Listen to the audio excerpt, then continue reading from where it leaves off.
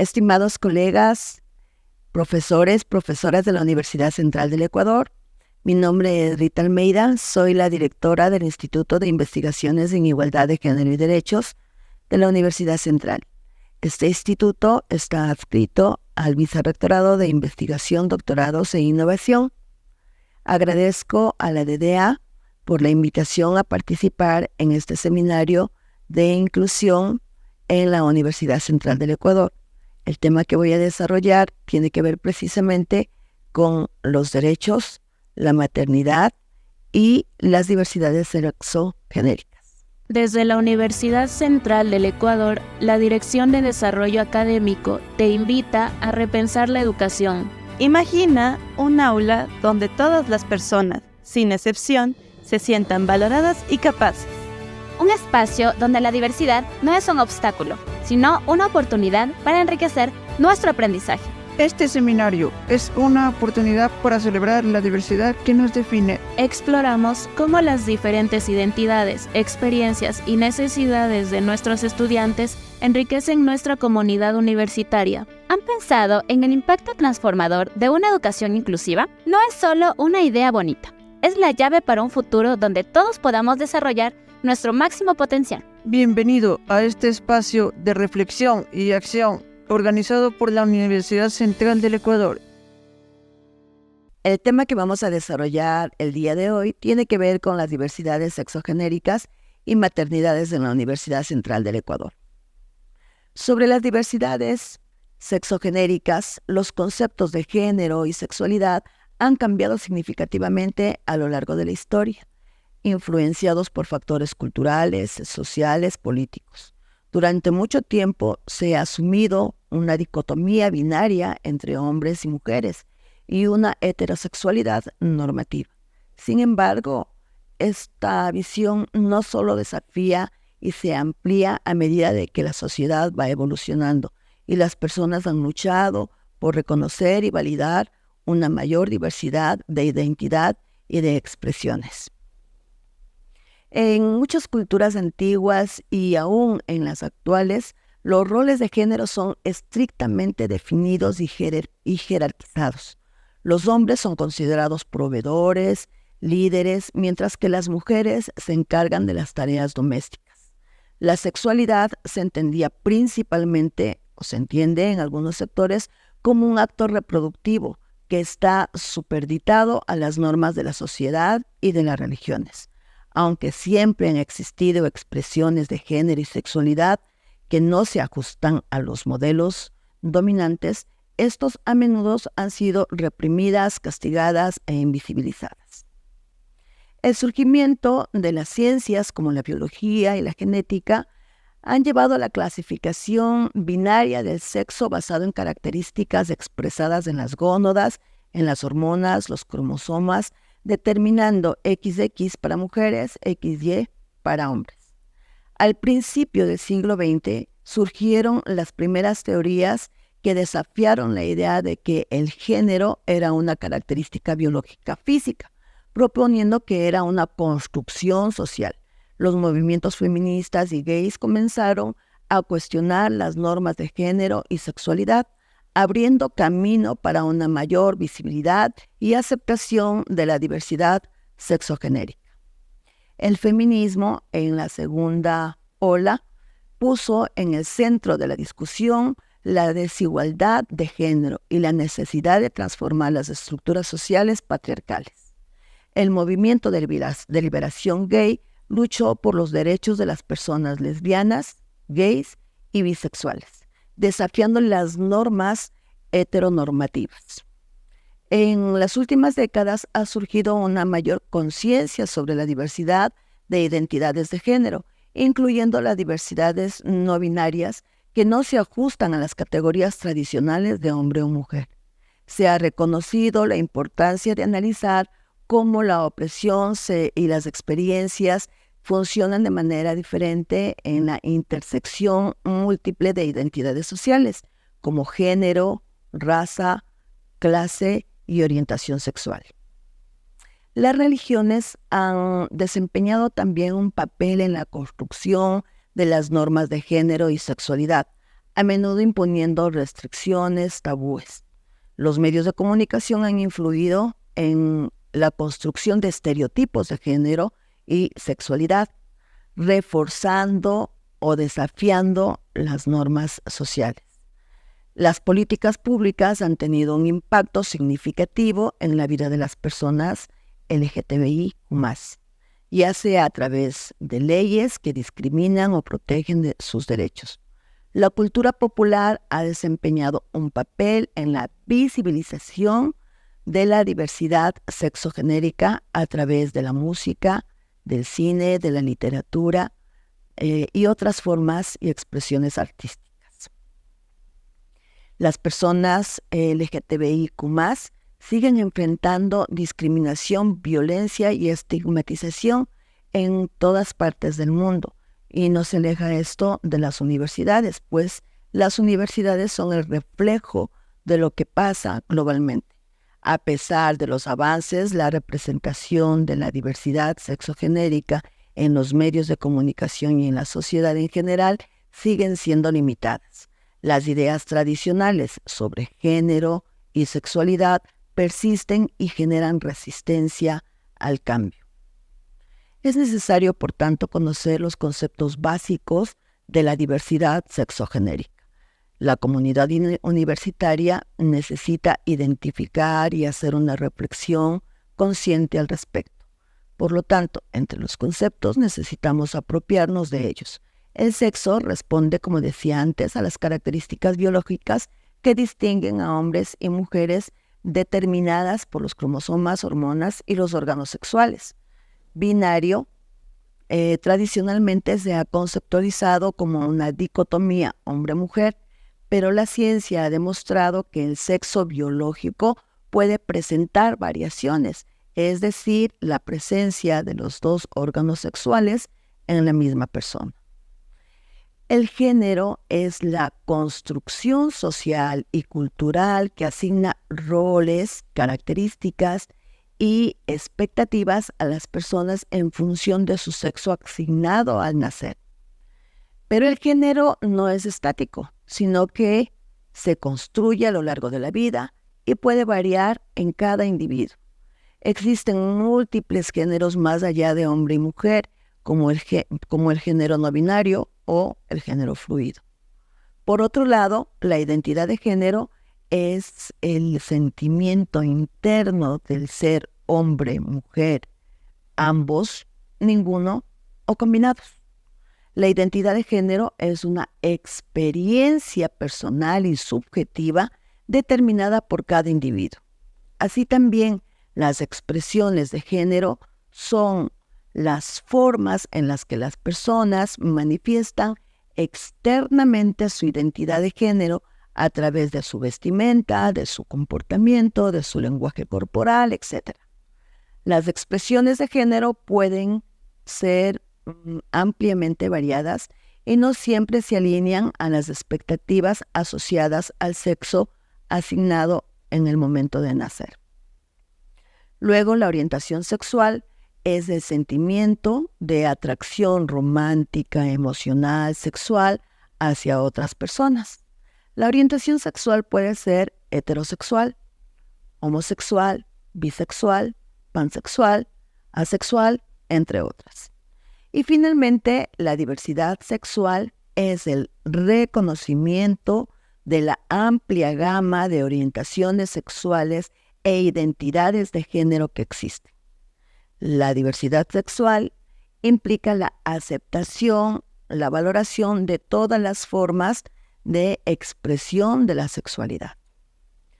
De acuerdo con el Instituto Nacional de Estadísticas y Censos, INEC, en el 2019, el 19% de las mujeres ecuatorianas han experimentado violencia de género en las instituciones educativas. Por su parte, la REA et al. 2023 apunta que 5 de cada 10 mujeres, docentes y estudiantes han vivido acoso sexual en las universidades y 6 de cada 10 personas de las diferencias sexogenéricas han sufrido ese tipo de violencia en las universidades de Quito. Por ello, Las entidades rectoras de las políticas públicas de la educación superior en el Ecuador necesitan mirar de otra manera los planteamientos que requieren las instituciones de educación superior. Si bien es cierto, las universidades han implementado protocolos de prevención y actuación para los casos de acoso, discriminación y violencia basada en género y orientación sexual, estos esfuerzos que se hacen en las universidades aún siguen siendo limitadas. Desde entonces ha surgido diferentes iniciativas que en el caso de la Universidad Central, desde el INIGED, se promueven la difusión de los protocolos, pero también se han generado acciones metodológicas que confluyen en la sensibilización del reconocerse y también en la identificación del ser. Para esto necesitamos entender también en las conceptualizaciones qué es las siglas del LGTBIQ+. La L corresponde al término de las lesbianas, que son mujeres que se sienten atraídas emocional, romántica o sexualmente hacia otras mujeres. Los gays, por su parte, son hombres que se sienten atraídos hacia otros hombres. Los bisexuales son personas que se sienten atraídas hacia más de un género. Los trans son personas cuya identidad de género no coinciden con el sexo asignado al nacer, es decir, hombre o mujer. Intersexuales son las personas que nacen con características sexuales, genitales, hormonales o cromosómicas que no encajan en las típicas definiciones de masculino o femenino. Queer es un término inclusivo para personas cuyas identidades sexuales y de género no encajan en las normas tradicionales o personas que están explorando su orientación o identidad de género. Y el signo más que incluye a todas las personas con identidades de género y orientaciones sexuales que no están específicamente representadas en las letras anteriores, como asexuales, pansexuales y otras. Estas siglas buscan visibilizar y representar las diversidades sexuales y de género. Estos conceptos la academia necesita reconocerlos, identificarlos, respetarlos y además requiere tener una comprensión respecto a estas diversidades. Quiero manifestar algunos datos relacionados con el tema. El 25 de noviembre de 1997, el Tribunal Constitucional declaró inconstitucional en el artículo 516 del Código Penal que criminalizaba las relaciones homosexuales. Pues antes de esto, las personas lesbianas y gays eran encarceladas por su orientación sexual y también eran concebidas la homosexualidad como una patología. Esto terrible. En el año 2018 se estableció el reconocimiento de la niñez trans. En el año 2019, el reconocimiento de identidad trans en los procesos universitarios. Sobre los datos de la Universidad Central, aterrizando en la información entregada por Bienestar Universitario, en relación al género, no al sexo, al género, ahora que conocemos los términos, 16.365 estudiantes se identifican con el género masculino, 25.529 estudiantes se identifican con el género femenino y 227 estudiantes con otros. En el tema de la orientación sexual, también tenemos datos entregados por el mismo departamento, donde 37.737 estudiantes se identifican como heterosexuales, 346 gays, 146 se identifican como lesbianas, 1.575 se identifican como bisexuales, 12 como intersexuales, 15 como transexuales y 361 estudiantes manifiestan otros. 1.931 estudiantes no responden. Los datos representados en esta tabla son un claro indicador de la diversidad sexual existente en nuestra universidad. La mayoría de las personas se identifican como heterosexuales, lo cual es coherente con la tendencia general observada en otras universidades del país.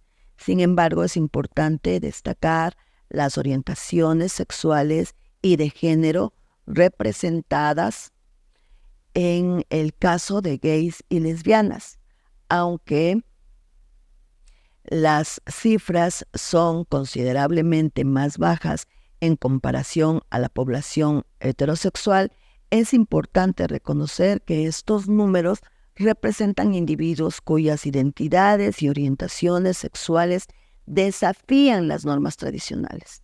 Esto subraya la importancia de seguir trabajando en la inclusión y en el reconocimiento de las orientaciones sexuales. El grupo identificado como bisexual muestra una representación más significativa dentro de las minorías sexuales, lo que podría indicar una mayor disposición entre las personas para identificarse abiertamente como bisexuales, una orientación que históricamente ha sido invisibilizada o malinterpretada. En relación a la intersexualidad y los transexuales, aunque este número es más pequeño, representa a individuos que enfrentan desafíos únicos en términos de identidad de género. Su baja representación puede deberse a una combinación de factores como la falta de visibilidad, la estigmatización y el miedo a la discriminación. Y finalmente, en la categoría de otros, probablemente influye a personas con identidades de géneros no binarias o que se identifican con las categorías tradicionales de género. Su presencia en la tabla es un recordatorio de la diversidad sexual y de género. No puede ser completamente capturada por categorías limitadas y que es esencial reconocer y respetar estas identidades. La segunda parte de la intervención tiene que ver con los derechos sexuales y reproductivos. En este contexto, son un conjunto de derechos humanos fundamentales que garantizan todas las personas el poder decidir libre y responsablemente sobre las cuestiones relacionadas con su sexualidad y con su reproducción. Esto incluye el derecho a decidir sobre su sexualidad. Esto abarca el derecho a disfrutar de su vida sexual y segura, libre de cohesión, libre de discriminación y de violencias. Decidir sobre la reproducción, esto incluye el derecho de decidir cuándo y con quién tener hijos, así como el acceso a métodos anticonceptivos, a servicios de salud sexual, información, educación y más. El derecho a recibir una información completa y precisa sobre la salud sexual y reproductiva para tomar decisiones informadas sobre la salud, sobre los servicios de salud que requieren estos derechos reproductivos, necesitan verse desde la reproductividad de calidad, incluyendo una atención prenatal, un parto seguro, una planificación familiar. La situación en el Ecuador aparentemente ha realizado avances significativos en la protección de los derechos sexuales y reproductivos. La Constitución de la República reconoce estos derechos como fundamentales y el Estado ecuatoriano ha implementado políticas públicas para garantizar que se cumplan estos derechos. Se ha ampliado el acceso al servicio de salud sexual según los reportes del gobierno, especialmente para mujeres adolescentes. Sin embargo, aún estos derechos son limitados y las mujeres sufren discriminación en los centros de atención de asistencia a la salud. No se promueve suficientemente la educación sexual integral en las escuelas, colegios y en las propias universidades. Existen desigualdad en el acceso a los servicios, especialmente en las zonas rurales, entre los grupos vulnerables. Esto pasa mucho con las experiencias y reflexiones de nuestras estudiantes respecto al tema. La sexualidad y la reproducción siguen siendo temas tabú en algunas comunidades, centros educativos y en la propia sociedad, lo que limita el acceso a una información y a los servicios. La violencia de género sigue siendo una problemática que afecta el ejercicio pleno de los derechos sexuales y reproductivos. La maternidad en la vida de las estudiantes universitarias es un tema que rara vez recibe la atención que merece, a pesar de ser una experiencia que conlleva una serie de desafíos significativos y que en muchos casos sufren dificultades que se suman a las existentes en el ámbito académico. La sociedad a menudo no contempla las particularidades de las mujeres estudiantes, ni tampoco las propias universidades, lo que puede generar una carga adicional en términos de tiempo, de recursos y apoyo emocional. La Universidad Central del Ecuador, en un documento encontrado del 2018, plantea que más del 60% de la población estudiantil universitaria son mujeres, y de este grupo el 42% de las estudiantes se ven obligadas a abandonar sus estudios, el 30% de ellas por temas de maternidad. La combinación de las responsabilidades académicas con las que de ser madre resultan abrumadoras para nuestras estudiantes. Nuestras estudiantes madres no solo deben asistir a clases, cumplir con tareas y estudiar para los exámenes, sino que también cuidar a sus hijos, lo cual incluye atender las necesidades emocionales, educativas y físicas. Este equilibrio es a menudo difícil de lograr, especialmente sin una red de apoyo sólida. Las estudiantes madres a menudo enfrentan dificultades económicas que limitan su acceso a los recursos esenciales. El costo de la educación superior puede ser prohibitivo cuando se suma el gasto de la crianza de los hijos. También debemos decir que el tema económico afecta a los estudiantes varones también, pues es para nosotros los docentes reconocido que nuestros estudiantes apenas llegan con pocos recursos hacia las aulas universitarias, privados de una alimentación y más. Retomando el tema de la maternidad, además del acceso a guarderías que deberían tener las universidades para garantizar la cercanía de las madres a estos centros de cuidado infantil, podrían las madres entender entonces que el estrés es uno de los elementos que genera una determinación en el desarrollo académico de las madres universitarias. En el caso de la Universidad Central, sí contamos con el Centro de Educación Integral y este viene desarrollándose. Aún es pequeño para el contexto general de las madres universitarias. Por otro lado, existe un estigma social persistente alrededor de las estudiantes que son madres. A menudo son juzgadas por priorizar su educación o por la percepción de no poder cumplir adecuadamente con los roles de madre y estudiante. Este estigma desmotiva a muchas mujeres estudiantes a continuar con sus estudios o incluso a buscar el apoyo que necesitan.